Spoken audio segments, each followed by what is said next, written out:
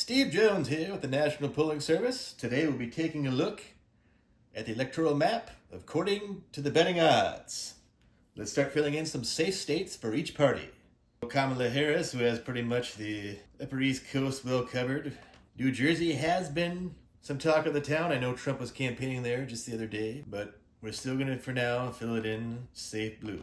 Also the West Coast, California, Oregon, Washington, and Hawaii.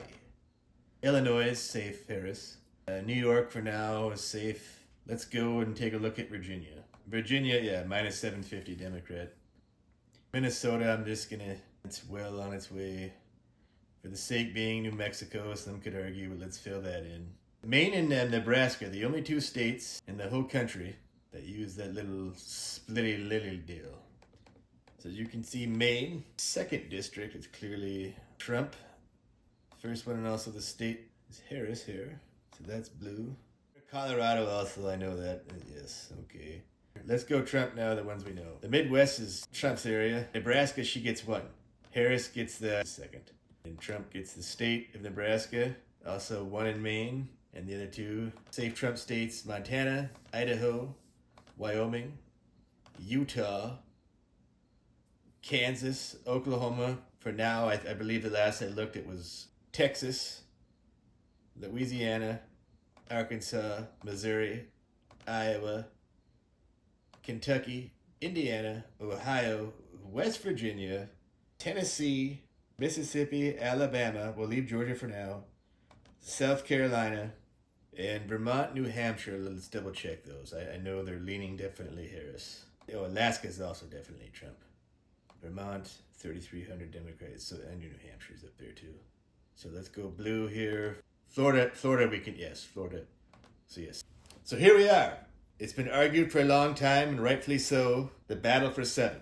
Going to the West Coast, Nevada, Arizona, going up to the Rust Belt, Wisconsin, Michigan, Pennsylvania, North Carolina, and Georgia will decide the election.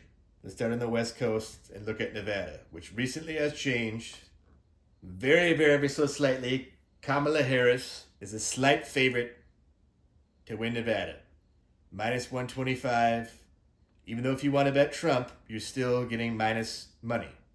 But for now, let's fill it in blue for Kamala Harris. Arizona is ever so surely really, really tilting towards Kamala's way, but let's take a look right now. A dead heat. It's a tie. Other polls I've looked at still have Trump ahead. For the sake of that, let's put in Trump to win Arizona. Even though it's a dead heat, other things I've looked at have favored Trump. Well, let's go in alphabetical order here. Let's look at Georgia.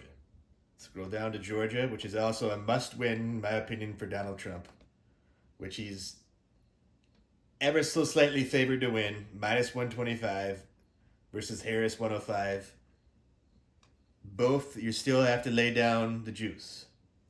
So, but for now, let's fill that in for Donald Trump, which is a huge state for Donald Trump. Let's take a look at Michigan here. Michigan has really been coming on for Kamala Harris. It's also a huge state. It was kind of a big shocker to everybody when Kamala Harris went with Minnesota Governor Tim Walz over Shapiro, the governor of Michigan. But as you can see, really, really big jump for her there. At 215, she's really starting to pull away there, according to the betting odds. Anything can happen. I've seen other polls that have it a lot closer than that, but for now, we're going to go ahead and definitely fill that in for Harris, as she's minus 215. So as you can see now, we're almost in a dead heat. Harris, 247. Trump, 246. I know Arizona was in a dead heat, minus 115, minus 115. But the majority of polls I've looked at have Trump as the ever so slightly favored. Now let's look at 16 delegates in the state of North Carolina. Harris plus 140, Trump minus 185. That's a decent favorite. Anything can still happen. But for now, let's definitely fill it in for Donald Trump at minus 185.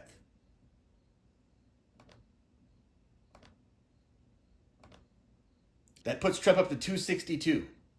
So as of right now, Donald Trump could either win Pennsylvania or Wisconsin Kamala Harris would have to win both to be your president. So let's look at the odds. Go down to Wisconsin. Recent weeks, I've seen in a coin flip, it's starting to pull just a little bit away for Harris. Right now, she's minus 160.